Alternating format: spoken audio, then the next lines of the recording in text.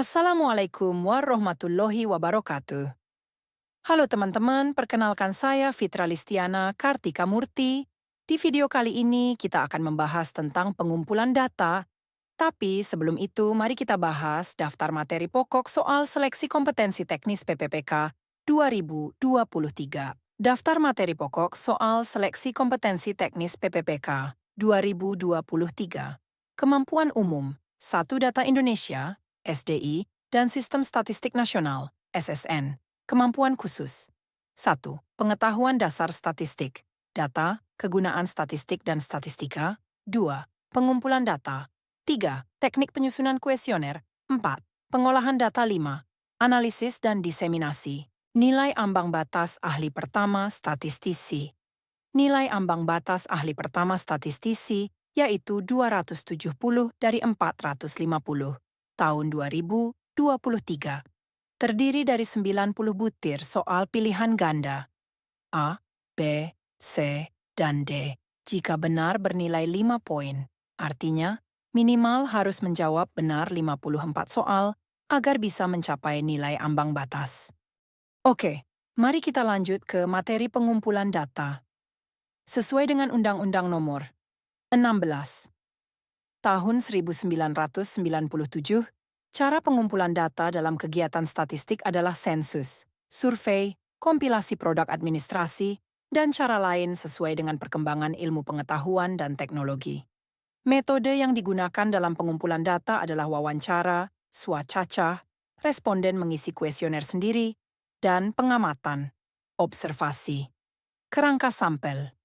Kerangka sampel adalah kumpulan unit dalam populasi yang menjadi dasar pemilihan sampel.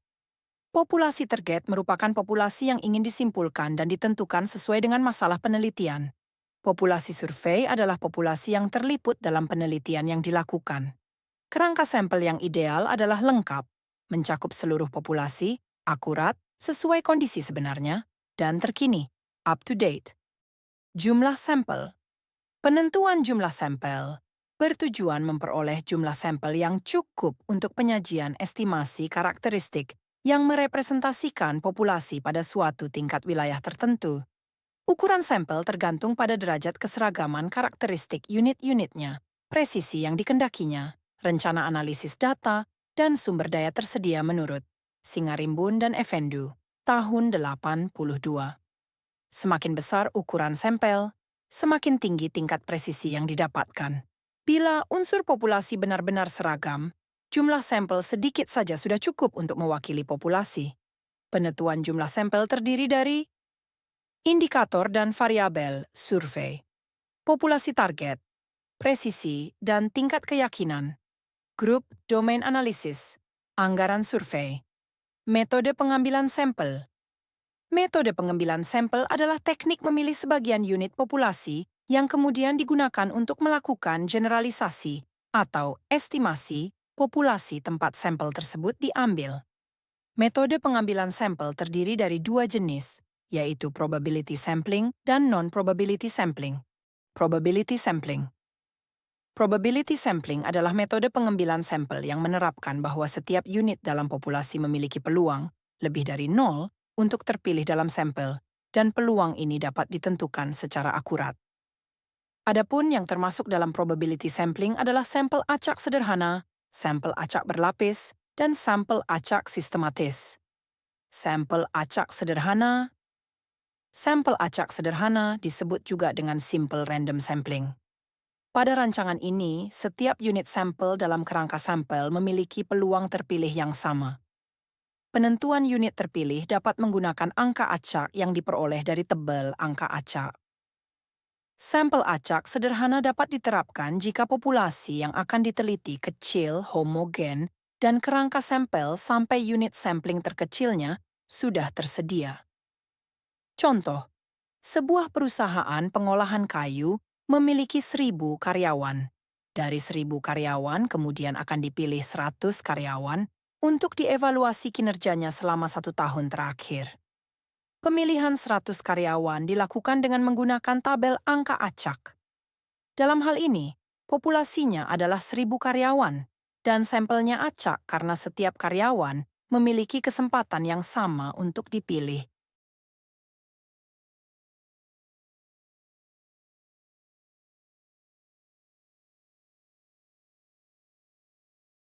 Sampel acak berlapis. Sampel acak berlapis disebut juga dengan stratified random sampling. Pada rancangan ini, metode pengambilan sampelnya dilakukan ketika populasi berukuran N, dibagi menjadi sub-subpopulasi, atau strata yang masing-masing terdiri dari N1, N2, sampai NL. Semua subpopulasi tidak boleh ada yang tumpang tindih, sehingga N1 plus N2 plus sampai plus NL sama dengan N. Kunci dari pembentukan strata adalah elemen dalam satu strata, relatif homogen, sedangkan elemen antar strata, relatif heterogen. Contoh, seorang petugas kesehatan ingin melakukan penelitian di sebuah sekolah dengan mengambil sampel 90 siswa dari 600 siswa. Siswa-siswa tersebut kemudian dikelompokkan berdasarkan tinggi badan. Berapakah jumlah sampel yang harus diambil dari setiap kelompok tinggi badan? Jumlah sampel tiap tinggi badan sama dengan 90 siswa per 3 kelompok tinggi badan sama dengan 30 siswa per kelompok tinggi badan. 30 siswa tersebut lalu dipilih secara acak dengan menggunakan tabel angka acak. Sampel acak sistematis. Sampel acak sistematis disebut juga systematic random sampling, dilakukan ketika hanya anggota pertama dari sampel yang dipilih secara acak, sedangkan anggota selanjutnya dipilih sistematis menurut suatu pola tertentu. Adapun langkah-langkahnya adalah sebagai berikut. Yang pertama yaitu menghitung interval I sama dengan N per N kedua, yaitu menentukan angka acak pertama. R1, angka acak kedua ditentukan dengan menjumlahkan R1 dengan I. R1, R2 sama dengan R1 ditambah I. R3 sama dengan R2 ditambah I DSTC. Sampel acak sistematis.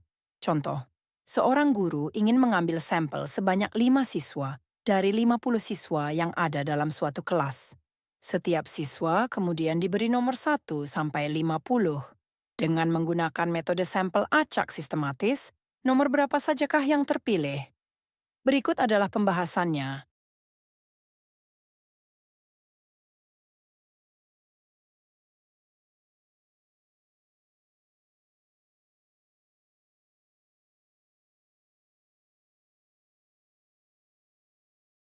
Lanjut ke non-probability sampling.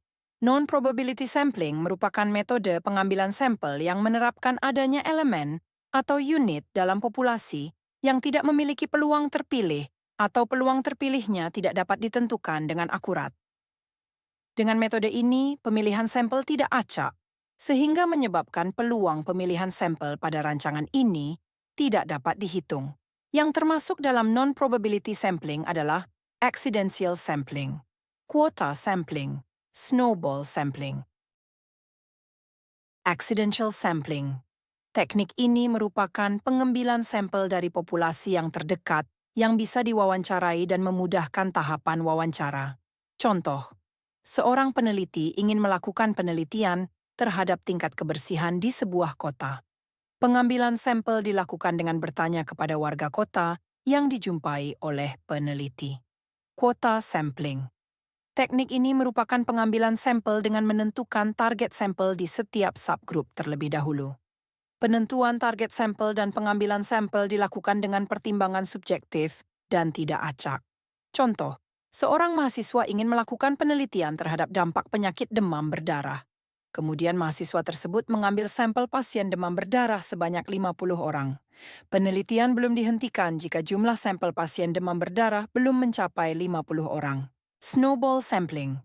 Snowball sampling dilakukan dengan mencari sampel yang sesuai kriteria. Selanjutnya, dari sampel yang diperoleh, diminta untuk berpartisipasi untuk mencarikan sampel lain yang sesuai kriteria. Contoh, penelitian tentang perilaku pengguna handphone merek X. Seorang peneliti memperoleh sampel 3 orang pengguna handphone tersebut. Kemudian dari 3 orang tersebut, dimintai informasi tentang pengguna lain yang bisa dijadikan sampel tambahan. Baik, kita akan lanjut ke contoh soal. Di bawah ini merupakan teknik pengambilan sampel yang didasarkan pada probability sampling. Kecuali A. Sampel acak berlapis. B. Snowball sampling. C. Sampel acak sistematis. D. Sampel acak sederhana. Jawabannya adalah Contoh B. soal Kedua. Teknik pengambilan sampel dengan cara memilih siapa yang kebetulan dijumpai disebut dengan A. Quota sampling. B. Snowball sampling. C. Simple random sampling. D. Accidental sampling. Jawabannya adalah D. Contoh soal ketiga. Seorang peneliti ingin melakukan penelitian tentang pelayanan sebuah toko online. Penelitian tersebut dilakukan dengan mengambil sampel sebanyak 35 orang dari 385 orang yang pernah berbelanja di toko online tersebut. Dengan menggunakan metode sampel acak sistematis, nilai intervalnya adalah A10, B12, C11, D15. Untuk contoh soal yang ketiga, silahkan teman-teman jawab di kolom komentar ya. Sekian video kali ini. Semoga bermanfaat. Wassalamualaikum warahmatullahi wabarakatuh.